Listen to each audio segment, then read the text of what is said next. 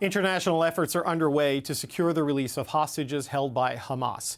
It's believed more than 200 people were taken during its raid of Israel on October 7th. Qatar is acting as mediator in those talks. So far, 4 hostages have been released, including 2 elderly women today.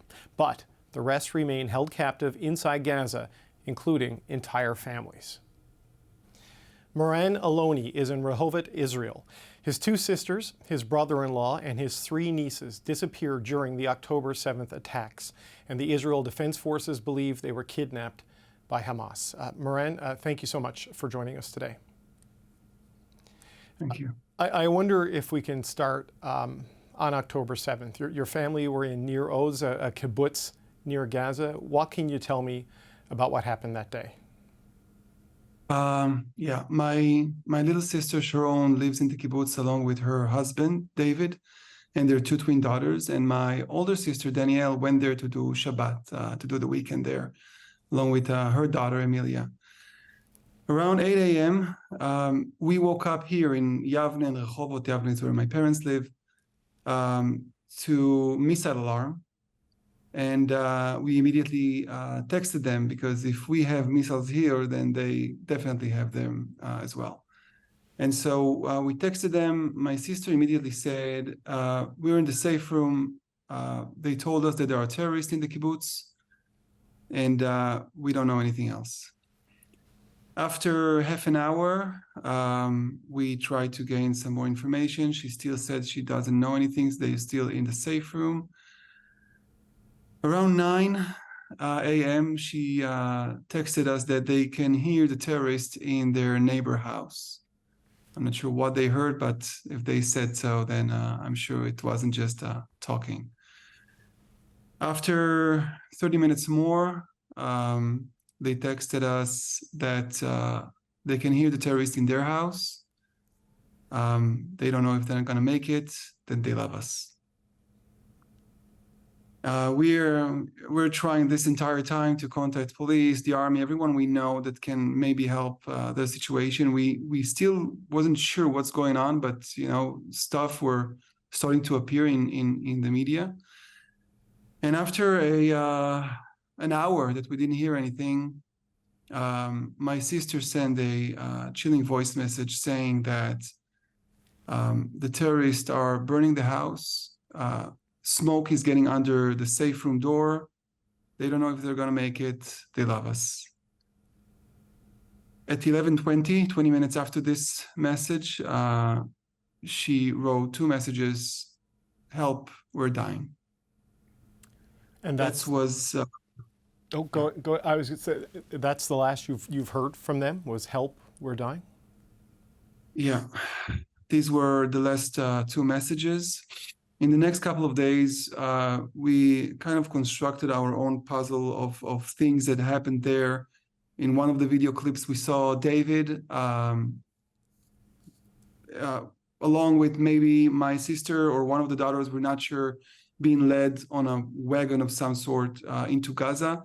We thought we also saw Emilia and maybe my older sister Danielle, but we're not sure.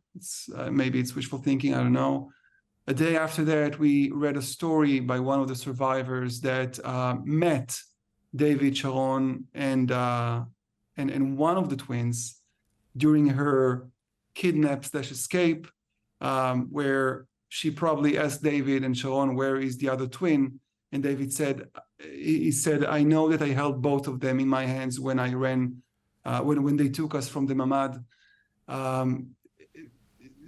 But on that truck there was only one twin. So I don't know what happened during these moments exactly. Right. And 4 days later, we for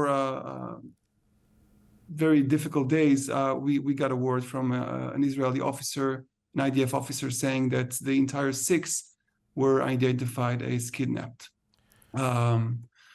We have no idea if they are together. We have no idea what's their condition. But according to my understanding, true for Friday the 13th, they were all alive and in the Hamas possession. Okay, there's a lot there. I just want to make sure I completely understand some things because it's a lot of details, and I want to be clear. So you say you've seen videos. These would be the cell phone videos we've seen, the scattered bits of video fragments we've seen for so many people being taken, and you think you've seen your family members there, but it's not absolutely proof that it is them. You just believe it looks like them. It's a resemblance. Am I understanding you correctly?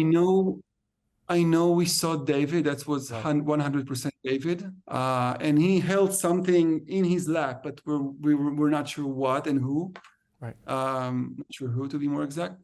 And I think from the back, we think we identified my older sister Danielle and Emilia. But again, you when you know someone, you know all the little nuances, and we think that we recognized, by the hair and by the way that they were positioned. But true for that day, we didn't really knew. It became clearer on Friday when they said that the entire 6 are considered as kidnapped. So you're sure you've seen David, and he's married to your sister Sharon, and they have twin daughters Emma and Yuli, who are 3, and you may have seen Danielle and her daughter Amelia, who is 5, and this other person you spoke with, who says that the twins may have been separated. They don't know where. Is this someone who was also taken on October 7th but escaped, or someone who saw them? Just could you give me a bit more detail on that, please, Moran? Sure. Her name is Naomit. She also lives in Kibbutz Nir Oz. And in her interview, I noticed that she said that she mentioned a young couple, parents to 3 years old twins. So immediately I made the connection and got her phone number and called her. And she was in the hospital when we talked. She was also under the same attack. She's Nir Oz member as well. And she said that they pulled her. She's a 63-year-old woman. They pulled her from her safe room, made her run about 150 meters to a truck. When she got into the truck, she saw already there Sharon, David, and one of the twins. She also mentioned that the probably IDF were trying to kill the terrorists on the truck. I'm not sure if they were dead or they ran away, but they got a chance to make a run for it. David said, "Let's run to the trees." It's an open field, where what she mentioned there, which makes sense because that's just outside their house. And when she understood the distance that she needed to run, she just fell on the floor and hoped that, playing dead, hope that they will not verify that she's dead. And I understand that she also heard the babies. There were another family on that truck. She didn't see Danielle and Emilia there. She knew everyone on the truck. And she said that they tried to hide somewhere, I'm not sure where. The babies were crying, and so another group of terrorists went by and picked them up. So since all of this, the Israel military has told you that they believe your family has been taken and are being held in Gaza. I can hear the weight of this in your voice when you're talking to me. I can only imagine what you've been through. What do you want people to know about your sisters, David, your nieces? I'm doing these interviews, not my first interview, obviously, and I'm trying to share the story and make people understand what we're going through here. But I actually want to explain 2 things. One, the Hamas group, there is a conception that they are freedom fighters. This is not freedom. These are fighters against civilians. This has not been heard in history. The things that they've done, and the fact that they currently holding babies, 10-month-old babies, in their position. The other message that I want to try and give here is, this is not a military versus military. This is humanity versus evil.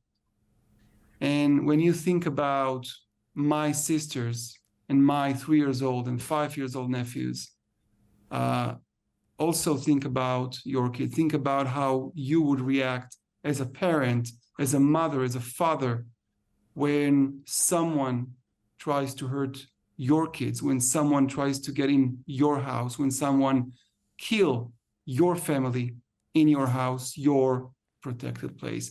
This is what happened here. Mm-hmm. And this, I'm not sure if everyone understands it. These are pure civilians. It was not army people. It's not a base of any sort. It's a kibbutz. It's a very beautiful and green place. And that's what we're dealing with. That's what I'm trying. No, I understand. And the Israeli military and the government today shared videos and images with foreign journalists that captured from body cameras and cell phones, sort of showing them sort of what happened that day in horrific detail.